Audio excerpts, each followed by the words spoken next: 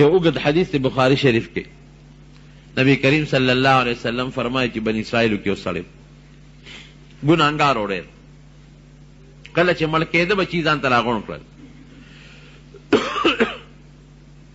وایي زه څنګه پلار یم بچو؟ وایي خو ته خو ډېر ښه پلار یې.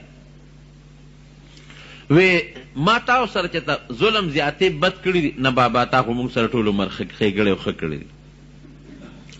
وی ښه نو یو واده به راسره کوې، زه اوس مرم تاسو نه یو واده علم. وی بلکل بابا چې ته څه وایې؟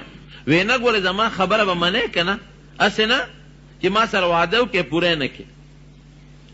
بچو ورته وی چې بابا ته چې څه وایې ستا خبره منو، ته خو زموږ ډېر ښه پلار یې، حکم کوه. نو وی واده او قسمونه د بچو نه واغشتل. وی ښه چې زه کله مړ شم نو ما به وسوځوې، تیل به راباندې واړوې او به مې سوځوې. نو چې زه ایرې شم نو بیا به زما د اډوکي وټکوې، معده به یې کې، دا ټول ایرې به راغونډې کې. نو چې کله تیزه هوا لګي نو نیمې ایرې به مې په دې اوچه باندې اونولې او نیمې ایرې به مې په دریاب کې وغورځوې. ای بابا دا ولې ځان سوځول خو جرم دی، ګناه ده. یاره وی ما ډېره زیاته ګناه کړې ده، ډېر ګناهګار یم، او که الله ته ور مخامخ شم که نه نو دومره سزا به راکړي چې داسې سزا به هېڅ چا علم نه ورکړې. یارېږم د الله نه، راشه دا کار به وکړم که په دې مې الله وبخي چې زه یاره به ځان یې روک کړم، زه پر بلا ورپسې که په دې چېته معاف کړم. دا ساده سړی اوس بچو نه واده واغېسته. نبي علیه السلام مبارک فرمایي چې کله دې مړ شو بچو مقسې ورسره وکړل، ویې سوځو او ویې ټکول هغه هډوکي ورله، او نیمې ایرې یې وله په دریاب کې ونیستې او نیمې وله په دې اوچه ونیستې. لیکن زما وروڼو د الله نه څه شی پټې دي؟ قرآن حکیم کې الله فرمایي چې د دې اونو نه څومره پاڼې پرېوځي دا ټولې الله ته معلومې دي. تا یو بوټی کرلی دی د هغې پاڼې به ونه شمېرې، او چې په دې څومره ځنګلو کې نري بوټي او که غټ بوټي څومره پاڼې نیسي او پرو دي. قرآن کې الله فرمایي وما تسقط من ورقة الا یعلمها، او هغه وړې دانې د غنم د جوارو یا داسې تخمونه چې هغه په خوردبین او په دوربین هم په نظر نه راځي، هغه هم الله ته معلوم دي چې په ځمکه کې څومره دانې پرتې دي. د الله نه کوم شی غیب دی. بهر کې الله تعالی هغه ایرې راغونډې کړلې د اوچې نه د دریاب نه، دې ته واپس جوړ کړ او ځان ته یې ور مخکې کړ. بنده دا دې ولې کړي دي؟ جرم د پاسه جرم، یو خوا دې ګناه وکړه، غلطي دې وکړه، او بیا دې بچو ته وصیت کو چې ما وسوځوې او زما ایرې ایرې کې، دا دې ولې کړي؟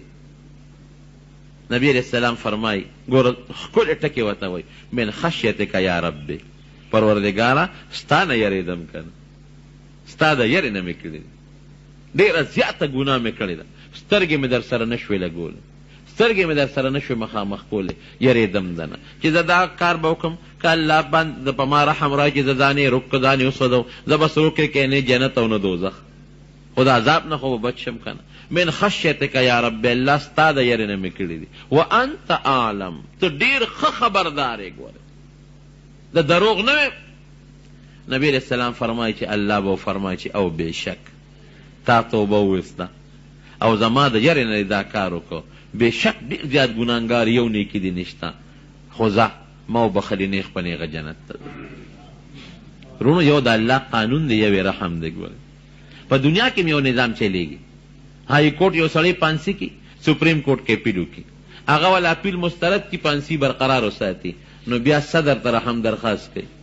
ګوره قانون دغلته پوره شو، صدر ته رحم درخواست وکړي، د هغه خوښه ده که رحم پې کوي هم د قانون نه بالاتر چې مړی دې کړی دی خو زه رحم در باندې کوم پرېږدم دی، او یا ولا هغه رحم درخواست مسترد کړي چې نه کوم در باندې رحم، د قانون مطابق فیصله در سره کوم. دارنګې د الله تعالی نظام هم دی. وروڼو قانون سړی مجرم وګرځوي چې تا ګناه کړې ده او ته مجرم یې، جهنم ته به ځې، لیکن په یو معمولي ادا چې هغه ستا الله ته توبه استره، الله ته دې معافي وکړې ده، الله تعالی در باندې رحم وکړي. نو د الله رحم قهر یم سره سم نه دی، خو رحم یم ګورې سره سم نه دی. حدیث قدسی دی سبقت رحمتی غضبی، الله فرمایي چې زما د غصې او زما د رحم مقرره شي، نو زه هلته بیا غصه نه کوم او ګورې په انسان باندې رحم کوم.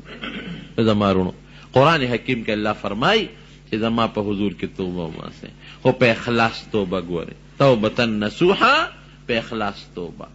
او د اخلاص د توبې شرطونه درته ما ذکر کړل. یو به په ګناه ستومانه شي چې ارمان که دا ګناه مې نه وې کړې ښه به مې کړې. دویم ګناه به بنده کې چې کومه ګناه دې کوله. او دریم آینده له به قصد وکړي چې بیا به دا ګناه نه کوم. او څلورم د الله نه بخښنه او معافي به وغواړئ. نو نبی علیہ السلام څه فرمایي؟ ای انسانه، وی که ستا ګناهونه د دې ځمکې نه واله تر د اسمان د غاړو پورې ورسي، د ځمکې نه واله کوم ځای پورې؟ د اسمان د غاړې پورې دومره ګناهونه دې وکړل او ما نه دې معافي وغوښته، دا ټول به درته معاف کم، هېڅ پروا مې نشته. ای انسانه، که ستا ګناهونه د دریاب د اوبو عمره شي، دومره زیات شي او ما نه دې بخښنه وغوښته، دا ټول به درته معاف کم او لا ابالي، هېڅ پروا مې نشته. او ای انسانه، که ستا ګناهونه د دې ټولې دنیا د شګو عمره شي، دا شګې به څوک وشمېري او ما نه دې بخښنه وغوښته، دا ټول ګناهونه به راته معاف کم ولا ابالي، هېڅ پروا مې نشته. خدای زورور دی، الله د پاسه څوک زورور نشته. رب العالمین دی زمونږ ګناهونه معاف کړي. دعا غواړئ د الله په حضور. یا الله موږ ډېر ګناهګار یو، موږ هر قسمه ګناه کړې ده، وړه ګناه مو هم کړې ده، غټه هم کړې ده، څه مو پټ ګناهونه کړي دي، څه مو ښکاره ګناهونه کړي دي، څه مو ستا حقونه ضایع کړي دي او څه مو ستا د بندګانو حقونه ضایع کړي دي، څه مو تا سره زیاتي کړي، څه مو ستا بندګانو سره زیاتي کړي دي، او هر قسمه ګناهونه مونږ کړي دي. الله د جمعې مبارکه ورځ ده او د ذوالحجې میاشت ده، ستا په حضور کې توبه وباسو، یا الله زمونږ ګناهونه مونږ ته معاف کړي. آینده له قصد کوو چې بیا به ګناهونه نه کوو، او چې پاکه مو کړي دي په هغې ستومان یو ارمان چې مو نه وې کړی ښه به وه. ته بخونکې ذات یې، ته مهربانه ذات یې، ته توبه قبلونکې ذات یې.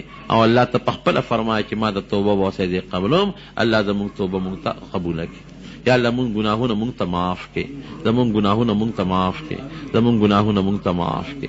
نو که څوک مریضان دي، دا یو برګدي ختم راولېږي اسپتال کې مریض دی، الله دې وله شفا ورکړي. څومره مریضان دي الله ته وله شفا ورکړي.